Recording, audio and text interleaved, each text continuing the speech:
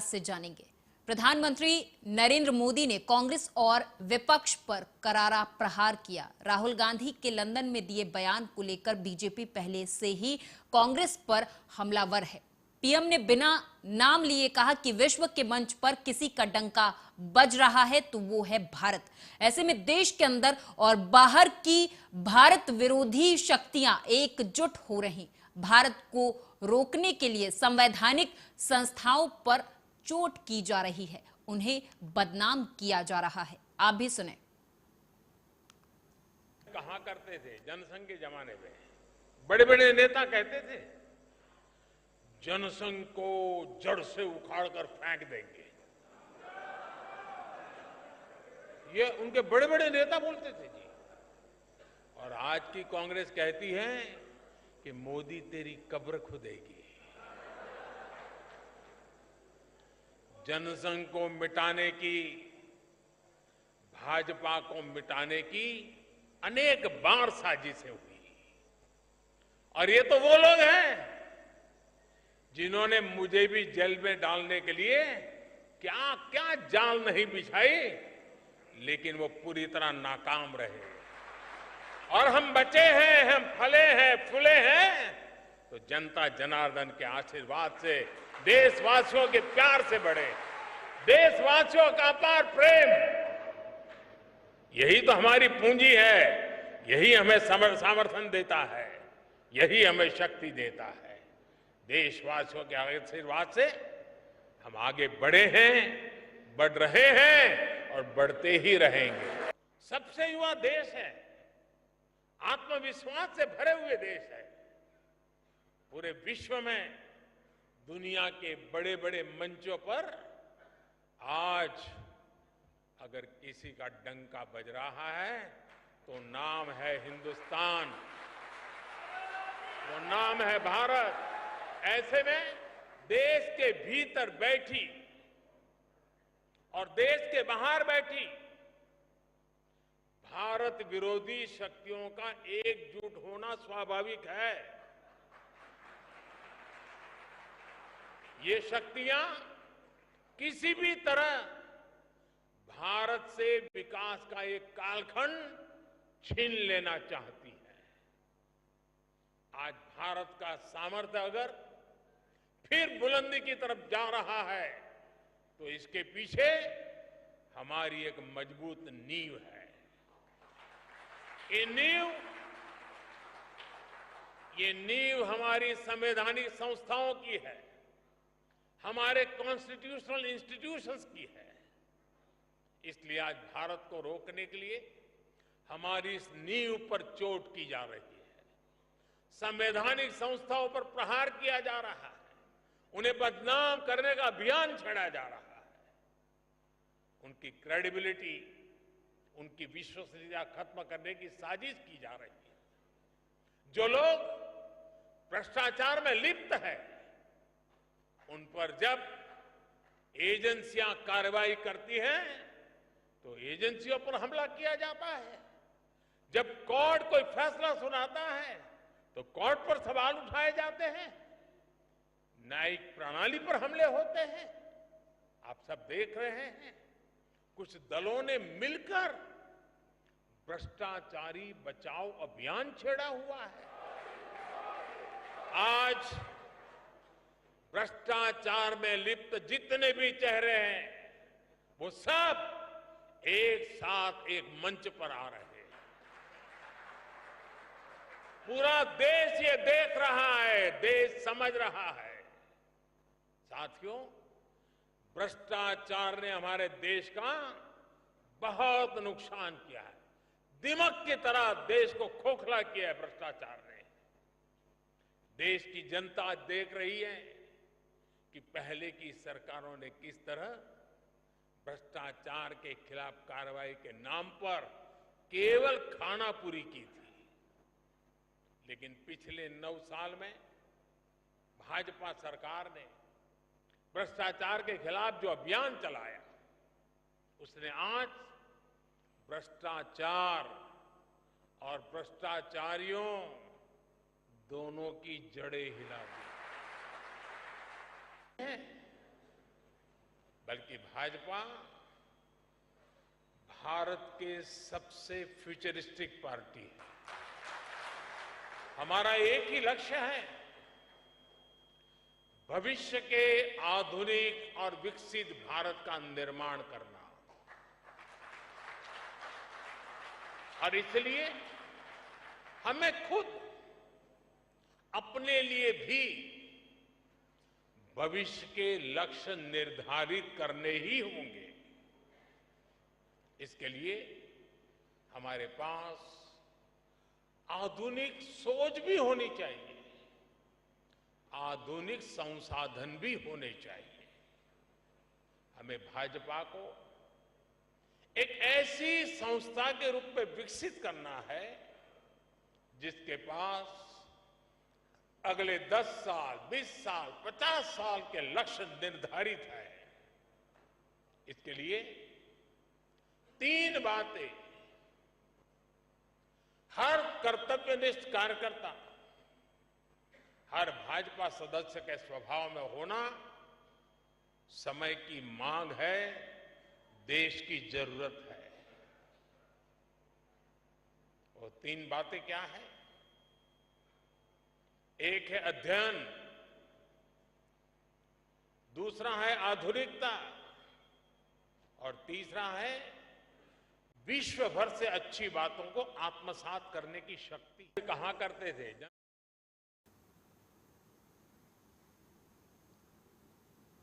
तो वहीं दिल्ली के राजघाट से कांग्रेस नेता प्रियंका गांधी ने बीजेपी पर कई तीखे हमले किए। उन्होंने कहा कि राहुल गांधी दुनिया की 2 सबसे बड़े शिक्षण संस्थानों से पढ़े हैं और वे उन्हें पप्पू कहने लगे, लेकिन बाद में पता चला कि वो पप्पू नहीं, ईमानदार है, जनता के मुद्दों को समझता है। आप भी सुने। मीडिया के साथियों, मैं आपसे कहना चाहती हूँ, बहुत हो गया, बहुत हो गया है। मैं जानती हूँ आप पर कितना दबाव है। मैं जानती हूँ कि आपको लाइन भेजी जाती है कि आज आपको ये कहना है, आज आपको ये लिखना है, लेकिन आपकी एक बहुत बड़ी जिम्मेदारी है। आज लोकतंत्र खतरे में है। अगर सरकार सवाल उठाने वाले को 8 सालों के लिए संसद से निकाल सकती है, अगर कह सकती है कि तुम्हें चुनाव लड़ने की ही इजाजत नहीं है, तो बहुत गड़बड़ है, बहुत गलत हो रहा है और ये लोकतंत्र के लिए ठीक नहीं है, ये इस देश के लिए ठीक नहीं है। जब आप पत्रकार बने, शुरू में जब आप काम के लिए आए, तो आपके दिल में भी ये होगी बात कि देश के लिए मैं सच्चाई बोलूंगा, सच्चाई बोलूंगी। आज आप बोल नहीं पा रहे हैं, हिम्मत करिए, खड़े हो जाइए आप भी। और जैसे खड़गे जी ने कहा कि तमाम पार्टियों ने आज अपनी आवाज उठाई है, उनका हम सब धन्यवाद देते हैं। और हम सबको एक होना पड़ेगा, इसलिए होना पड़ेगा क्योंकि आज ये देश खतरे में है। आज इस देश की सारी संपत्ति एक आदमी को सौंपी जा रही है और उस आदमी को बचाने के लिए पूरी सरकार खड़ी हो जाती है। बहुत गलत हो रहा है। अगर आज मेरे भाइयों और बहनों आप इसको पहचान नहीं पाएंगे तो इस देश को बहुत खतरे में डाल देंगे। इसीलिए यहाँ खड़े हुए महात्मा गांधी जी की समाधि के कुछ ही गज दूर खड़े हुए मैं आपको याद दिलाती हूँ कि कितनों ने इस देश के लिए अपना खून बहाया है, कितनों ने इस देश की धरती, इस देश की आजादी के लिए अपना खून बहाया है।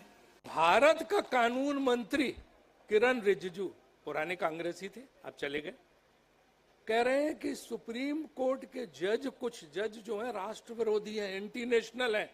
ये तो इससे बड़ा डिफेमेशन तो कुछ हो ही नहीं सकता। जाना चाहिए हमें अटॉर्नी जनरल के पास, इनिशिएट करना चाहिए हमें सीजीआई के पास जाके कि या तो बताएं कि कौन एंटी नेशनल सुप्रीम कोर्ट के जज हैं, और अगर नहीं है तो उन्हें भी ले जाओ अदालत में, मानहानि के उसमें, कानून मंत्री को भी। जब तक हम एक्शन नहीं करेंगे, जब तक हम जवाब नहीं देंगे, जब तक हम सक्रिय नहीं होंगे, तब तक कुछ नहीं होगा। भगत सिंह जी का उदाहरण दिया जा रहा था, और भगत सिंह जी ने क्या कहा, जब वो जाते थे अदालत में तो उनके साथ उनके तीनों लोग जब सुनने जाते थे तो वो गाते हुए जाते थे कि सरफरोशी की तमन्ना अब हमारे दिल में है, देखना है जोर कितना बाजुए कातिल में है, वक्त आने पर बता देंगे तुम्हें हम आसमां, वक्त आने पर बता देंगे तुम्हें हम आसमां, हम अभी से क्या बताएं क्या हमारे दिल में। तो इस जज्बे के साथ आप लोगों को रहना है। और इनके लिए हम क्या बोलें, इनको तो यही कह सकते हैं जो बशीर बद्र साहब ने फरमाया, इमरान भाई आप जानते होंगे कि शोहरत की बुलंदी भी एक पल का तमाशा है।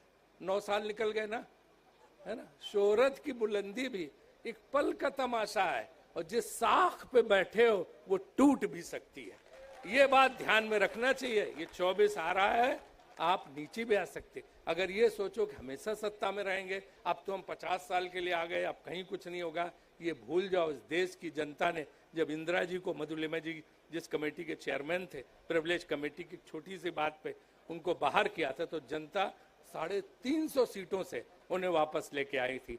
विनाश काले विपरीत बुद्धि, ये कहा गया है। अगर विनाश काल नहीं होता भाजपा का, तो क्या वो राहुल गांधी को साजिश करके लोकसभा में बोलने से रोकती? हमने राज्यसभा में, हमारे साथियों ने लोकसभा में देखा है कि जैसे ही अडानी का नाम लो, भाजपा वालों को करंट लग जाता है, करंट लग जाता है। आप कहते हो अरे एक सीधा सा कानून है, अगर लूटने वाला अपराधी है। आम आदमी पार्टी के यूपी प्रभारी सांसद संजय सिंह ने बीजेपी को एक बार फिर से घेरा है। इस दौरान उन्होंने क्या कुछ कहा, सुनाएंगे। आज दिल्ली के मुख्यमंत्री आदरणीय अरविंद केजरीवाल जी ने एक ऐसा चौंकाने वाला सच देश के सामने रखा है जिसको सुनकर आप हैरान हो जाएंगे, जिसको जानकर आप परेशान हो जाएंगे कि देश का प्रधानमंत्री अगर इस तरह से देश की संपत्तियों को, देश के खजानों को एक ही व्यक्ति के नाम पर नीलाम करने जा रहा है, तो इसके पीछे उसकी मंशा क्या है? इसके पीछे एकमात्र मंशा है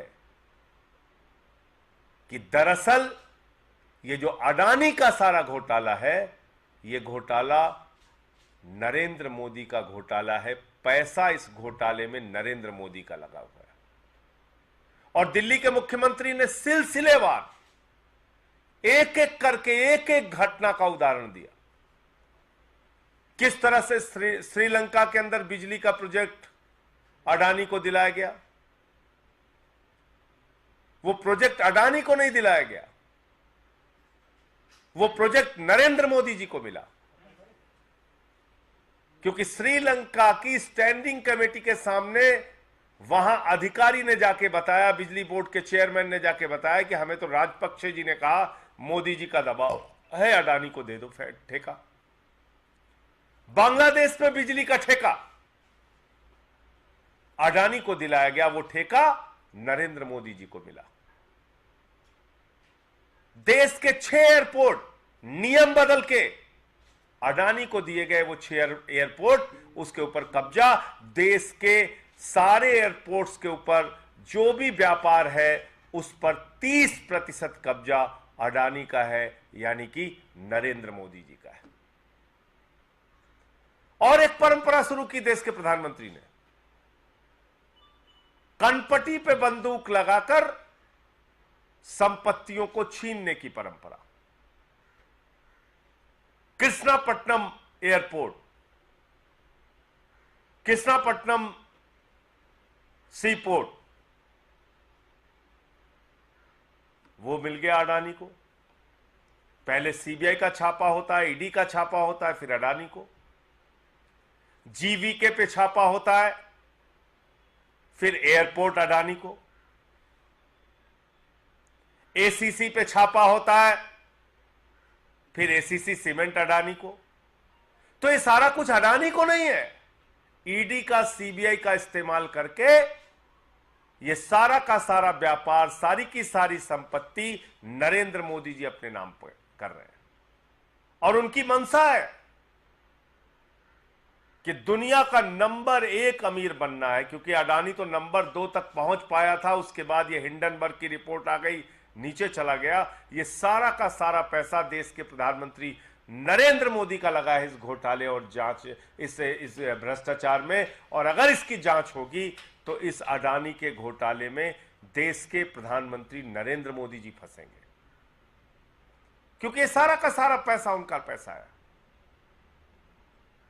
इसीलिए अपनी सरकार की परवाह किए बगैर सारी विपक्षी पार्टियों की दिल्ली नगर निगम में आज विशेष बजट सभा का आयोजन किया गया। बैठक शुरू हुई तो मेयर शैली ओबरॉय ने कहा कि बजट पर चर्चा होगी, इसलिए मेयर ने सत्ता पक्ष, विपक्षी बीजेपी और कांग्रेस की तरफ से चर्चा में भाग लेने के लिए नाम मांगे।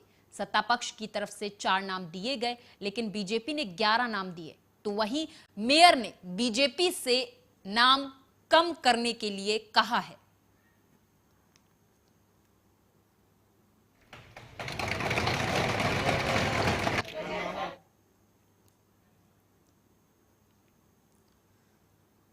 बीजापुर से खबर है, बताते चले कि ईएमटी की सूझबूझ से 108 में किलकारी गूंजी है। दरअसल महिला ने स्वस्थ बेटी को जन्म दिया, जिसके बाद महिला ने खुशी जाहिर करते हुए 108 टीम का धन्यवाद भी दिया है।